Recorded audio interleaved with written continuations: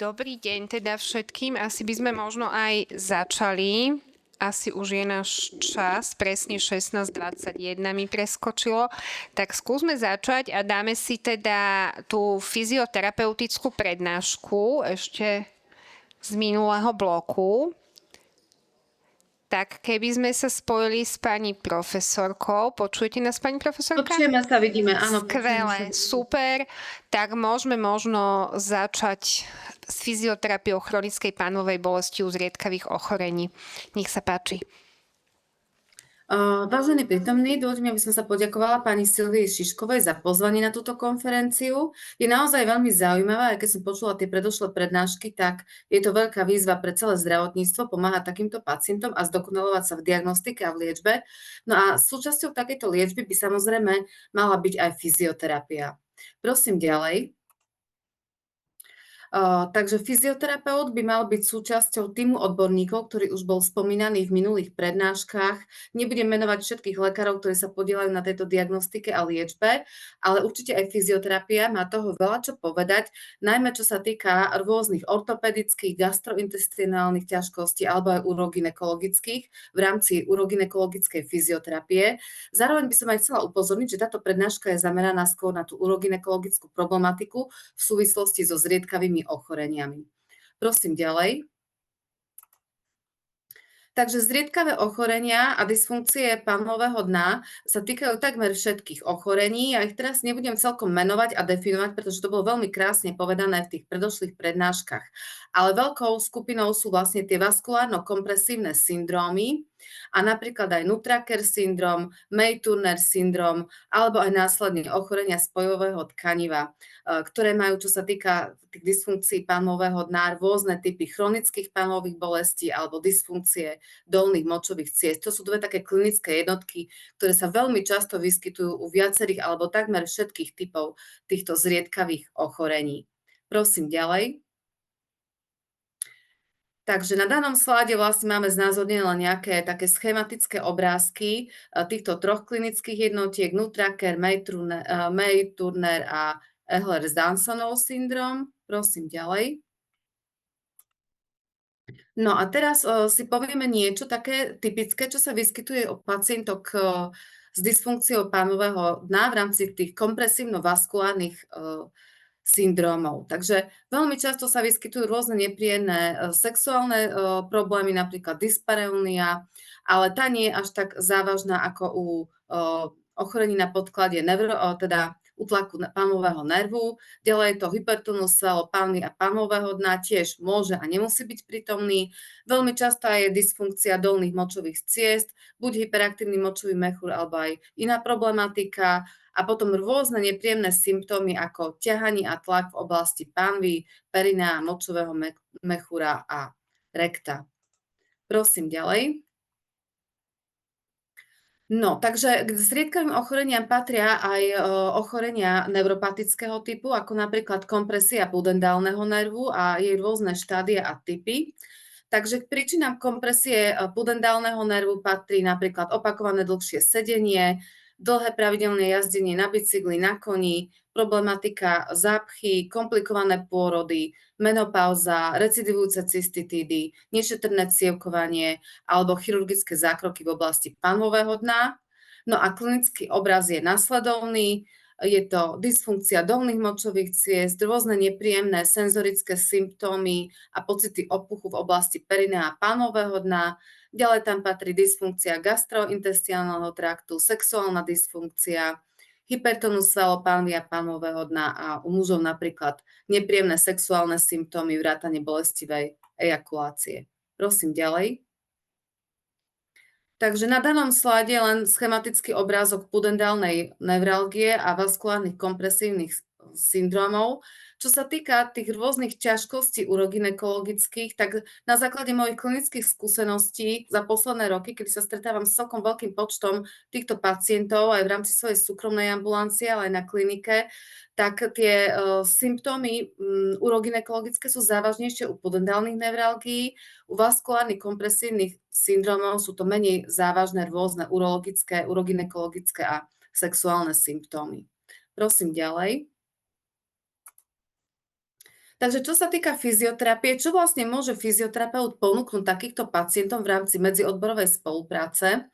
Tak, čo sa týka vyšetrenia fyzioterapeutického, tak samozrejme je to komplexné vyšetrenie, komplexné muskuloskeletálne vyšetrenie celej postúry. Čiže vyšetrenie držania tela stojí, pohľad spredu, z boku, zozadu, vyšetrenie vzorca dýchania, vyšetrenie postúry v sede, vyšetrenie ergonómie, následne dôsledné vyšetrenie svalov brušnej steny, pretože brušná stena má veľakrát veľmi úzky vzťah k problematike panvového dna, ale aj k problematike gastrointestinálneho traktu, takže vyšetrenie svalov, palpácia trigger pointov je veľmi dôležitá. Takisto vyšetrenie panvy, predná strana, zadná strana, vyšetrenie dolných končatín, ktoré majú takisto veľmi silný vzťah k problematike panvového dna, vyšetrenie perinea, čo sa týka trigger pointov, jaziev a podobne. A následne dôležitou súčasťou vyšetrenia fyzioterapeuta v rámci danej problematiky je vyšetrenie per vaginam a vyšetrenie per rectum. Pri tomto vyšetrení sa vyšetrujú všetky vrstvy svalopánového dna, hodnotí sa tónus svalov, výskyt trigger pointov a s následným cieľným ošetrením. To isté platí pre vyšetrenie per rectum, musculus levator ani, vyšetrenie svalov konečníka vo viacerých vrstvách, vyšetrenie funkcie svalopánového dna per vaginam a per rectum, vyšetrenie tónusu svalov, ošetrenie trigger pointov a optimalizácia svalového tónusu. Takže tieto vyšetrenia sú veľmi dôležité. Poprosím ďalej. K objektívnym vyšetreniam v rámci danej problematiky patrí inovatívne vyšetrenie svalov brušnej steny, trupu, ale aj svalov pánového dna, je to vyšetrenie elastografiou. Vyšetríme všetky vlastne súvisiace svalové skupiny. Napríklad tu na tomto slade vidíte vyšetrenie svalov pánového dna lineárnou sondou, následne perineálnou sondou. Takže tieto všetky červené miesta označujú svaly so zvýšenou dráždivosťou, citlivosťou na podklade buď vaskulárneho alebo neurogénneho pôvodu. Tie hodnoty sa merajú v kilopaskaloch a všetko, čo je nad tých 300, 400 a viac kilopaskalov, predstavujú rôzne patologické hodnoty a normálne hodnoty sa pohybujú vo farbách zelenej a modrej okolo tých 120 až 50 kilopaskalov. Takže všetko sú to veľmi inovatívne vyšetrenia, robí ich aj málo pracovisk v Európe, takže ja som s tým začala ako prvá zhruba asi pred 3/4 rokov s týmito vyšetreniami, ale mám teda možnosť konzultovať to aj s pracoviskami v Kanade, v Austrálii, sú to moji kolegovia, takže sú aj prvé publikácie už s týmto vyšetrením a naozaj veľmi zaujímavé vyšetrenie svalov a tuhosti a dráždivosti svalov, čo sa týka fyzioterapie. Poprosím ďalej. Na tomto slade zase vidíte vyšetrenie musculus rectus abdominis a musculus transversus abdominis, čiže sú svaly brušnej steny, predná a bočná časť a takisto vyšetrenie tuhosti, dráždivosti týchto svalov v súvislosti aj s ťažkosťami v oblasti brucha, gastrointestionálnych ťažkostí a podobne. Takže my si vlastne týmto vyšetrením vieme prejsť svaly celého tela a je to veľmi dôležité a zaujímavé. Poprosím ďalej. Na základe výsledkov týchto vyšetrení, čiže komplexné vyšetrenie pohybového aparátu, vyšetrenie bolesti a funkcie svalov panvového dna, perinea, vyšetrenie svalov v oblasti panvy, vyšetrenie elastografiou alebo ďalšími vyšetreniami, napríklad klasický 2D, 3D, 4D ultrazvuk pri hodnotení funkcie svalov panvového dna, vieme potom stanoviť cieľený liečebný program pre týchto pacientov. Ten program sa samozrejme trošku líši v súvislosti od každého jedinca, ale aj od symptomatológie, ktorá prevláda. Či je to symptomatológia v oblasti panvového dna, v oblasti rekta, kostrče alebo pri tráviacich ťažkostiach. Takže na danom slide vidíte rôzne príklady terapeutických polohovaní a jemných mobilizácií, ktoré sú primárne určené pre pacientov s chronickou panovou bolesťou, buď kompresívno-vaskulárne syndrómy alebo pudendálna nevralgia. Samozrejme, tých poloh je strašne veľa, možno aj 50-100. Ono sa to potom nie je celkom ako polohovanie, dá sa to potom použiť ako taká jemná mobilizácia, ale tí pacienti musia byť individuálne zaškolení a musí to byť naozaj precízne fyzioterapeutom skontrolované, či to funguje a ktorá daná poloha tomu pacientovi vyhovuje alebo nevyhovuje, aby si dokázal tie svoje ťažkosti, bolesti úplne eliminovať a následne postupne odstrániť z každodenného života. Takže to sú len takéto príklady pre túto prezentáciu, ale naozaj je to tiež veľmi zaujímavá výzva aj pre fyzioterapeutov, ktorí sa venujú chronickej pámovej bolesti. Poprosím ďalej. Na tomto slajde zase vidíte polohy, ktoré sú efektívne v rámci bolesti zadnej časti pámového dna, čiže rektum, kostrč, gluteálne svaly, takže rôzne typy uvoľňovacích polôch a jemných mobilizácií. Poprosím ďalej.